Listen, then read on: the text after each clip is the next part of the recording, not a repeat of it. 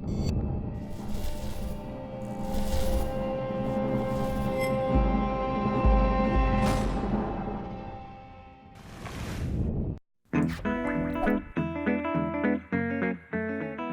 is Justin with your fishing report out of the Northeast. With the warm weather we've been having, a lot of the daytime fishing has slowed down.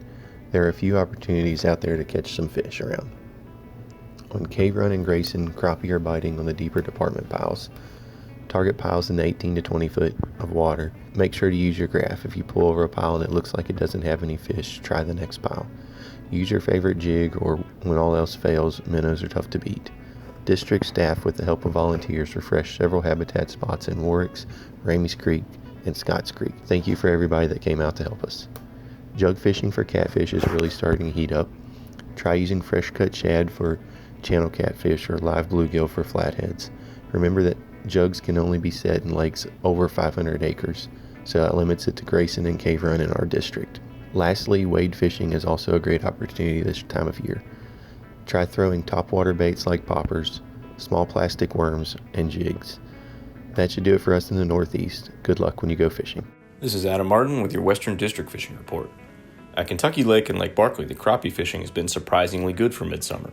Anglers are finding fish in the creek channels around 15 to 20 feet of water. Some cooler nighttime temperatures have dropped water temps slightly into the mid to low 80s, and the lake level continues to drop towards winter pool. Bass fishing has been decent, but a little bit hit or miss. There is great current in the main lake right now, with multiple gates open on Kentucky, which creates a favorable situation for ledge fishermen. However, most bass anglers are still getting their best bites in the early morning and evenings while targeting shallow fish who are keying in on the bait fish. Shallow areas with nearby deep water refuge are going to be the most productive areas for those shallow bite patterns. Skipjack are running very well in both tailwaters. There are abundant 4-inch fish and several larger fish. These can, of course, be targeted with sabiki rigs or some other variation of multiple jig heads on a spinning rod setup. Please remember that live wild-caught Asian carp, herring, shad, as well as moon eyes and gold eyes can only be used in the waters from which they were collected. If you intend to use them to fish in other areas, they must be dead before you transport them. Paddlefish are also running pretty well below Barkley, but success is going to be largely determined by which generators are active when you fish. Now that lake levels are falling, more and more submerged hazards will be emerging. So please remember to always wear your life jackets and kill switches. Good luck. This is Rob Rold, District Fisheries Biologist in the Northwestern Fishery District, with a fishing update for our area lakes. Rough River Lake is still about 3.5 feet above summer pool, although it is falling more quickly now as they're allowed to discharge more water. And by the 1st of August or so, should be right around summer pool finally. Nolin River Lake is at pool and holding steady. Both lakes have surface temperatures in the mid to upper 80s. Both lakes, bass fishing's been fair. Most of the fish still being caught off the main lake and secondary points, as well as some of the steep rocky banks. Deeper diving shad-colored crankbaits running somewhere around 12 to 15 feet deep. Have been doing pretty good during the day. Nighttime, some of the large plastics as well as spinner baits seem to be the key.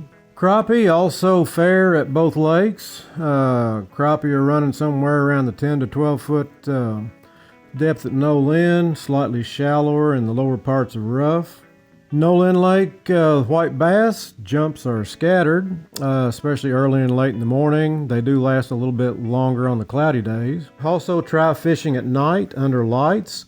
Find where the creek channel goes up near a steep bluff bank. And you can put out floating lights and then fish minnows or jigs about 12 feet deep under those lights. That's a good way to pick up white bass as well as walleye on Nolin and crappie on both lakes. Rough River Lake hybrid stripers have slowed down a bit from what they were. Few fish are being caught trolling the mid to lower sections of the South Fork, as well as the area we call the split, where the North and South Forks split, and also down by the dam. Also, you'll see a few jumps, nothing really big, but there's a few jumping, and they're especially around the lower lake area, around the dam area. Catfishing, on the other hand, one of the few species, has been doing really well. Been catching a lot of catfish on the steep rocky banks at both lakes, and look for the big boulder banks and bigger rock banks. Tailwater areas of both lakes have also been doing well with catfish, both flatheads and channels. Tailwaters of both rough and no land. Peabody pits have been a little bit slow as well. They still are picking up a few bass early and late. And there's still a few bluegill and red ear sunfish that are bedding up in some of the shallower areas. It has been my pleasure to bring you these reports for the last 15 years, but this will be my last report. After 33 years with the Department of Fish and Wildlife, my final day or last day will be July 31st, and I'm going to be retiring then. Hope these reports have made your fishing trips over the years more enjoyable and more successful. Now with extra time on my hands, I'm going to be out there with you, fishing a whole lot more, and hopefully I will see you soon out on the water. And if you do, please come up and say hello. That is an update from the Northwestern District. Please be safe out in the water. Hope to see you soon.